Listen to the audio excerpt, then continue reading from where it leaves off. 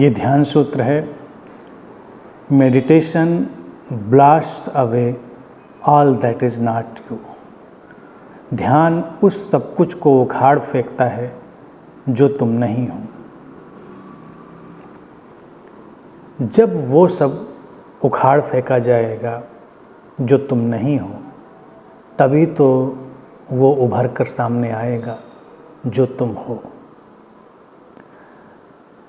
होना इतना सीधा है, इतना सरल है कि उससे अगर कोई चूकता है तो यही संसार में सबसे हैरान करने वाली बात है। हमारे होने का अनुभव, मैं हूँ, इसका अनुभव, यही वास्तविक ध्यान है। और इसको हम कैसे उभारें या इससे कैसे जुड़ें, प्रश्न यही है। क्योंकि हमने इतना कुछ अपने ऊपर आरोपित कर लिया है जो हमारा होना नहीं है, और हम उसी को अपना होना मानते हैं। मैं हूँ, ये वास्तविकता है। मैं ये हूँ, मैं वो हूँ, मैं ये नहीं हूँ, मैं वो नहीं हूँ, ये अवास्तविक है।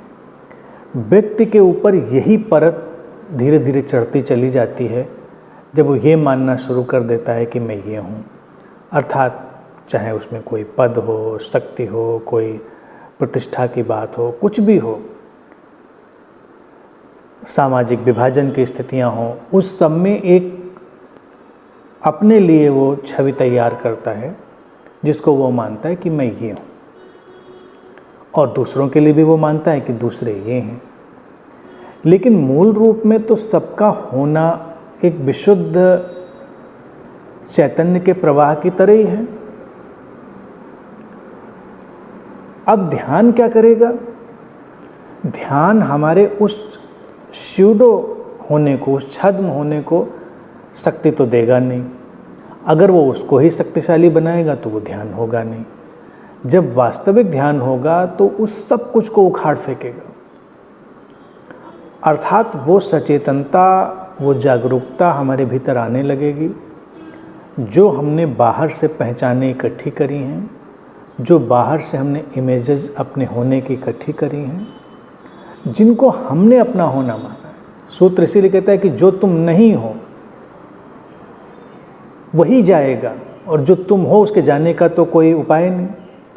तो ये जो बाहरी छवियां हैं, बाहरी इमेजेस हैं, वो सब धीरे धीरे धराशायी होने लगती हैं। ये सचेतनता के प्रवाह में ही घटने लगता है।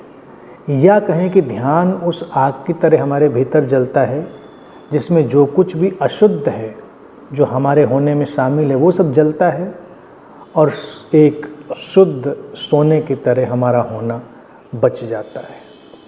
हमारा होना तो वैसा ही है, शुद्ध सोने जैसा। मिलावट बाहर से आती है। मिलावट बुरी नहीं है। जैसे सोने के आभूषणों में भी मिलावट देखें तो जो आभूषण बनाते हैं वो ये बात जानते हैं कि थोड़ी मिलावट करके आभूषण अच्छे से बना लिए जाते हैं, उनकी उपयोगिता हो जाती है। शुद्ध सोने को ढालना और उसको उपयोग में लाना उतना आसान नहीं होता, तो थोड़ा उसमें कुछ मिलाकर आभूषण बनाए जाते हैं। लेकिन सोना सोना है, ये बात पता रहती है, इसका ज्ञान तो वहाँ रहता ही है, तभी ये सब आभूषणों का कार्य व्यापार चलता है। लेकिन मनुष्य एक ऐसा आभूषण है कि उसमें जब मिलावट होती है तो वो सोने को भूल जाता है और जो मिलावट है उसी को याद रखता है।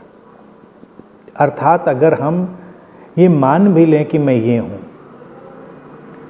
मैं अमीर हूँ, मैं गरीब हूँ, मैं ऐसा हूँ या मैं वैसा हूँ, जो कुछ भी अपने होने को हम मान लें, तो वो उस मिलावट की तरह है जो काम चलाऊ है, समाज में एक फंक्शन की तरह, एक उपयोगिता की तरह, यूटिलिटी की तरह।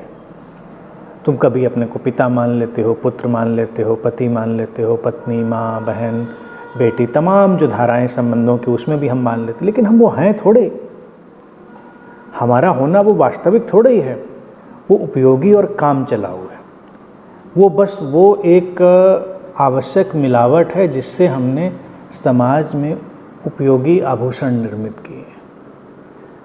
तो ध्यान में जो सचेतनता की अग्नि आती है वो उसी मिलावट को हटा देती है, उखाड़ फेंकती है।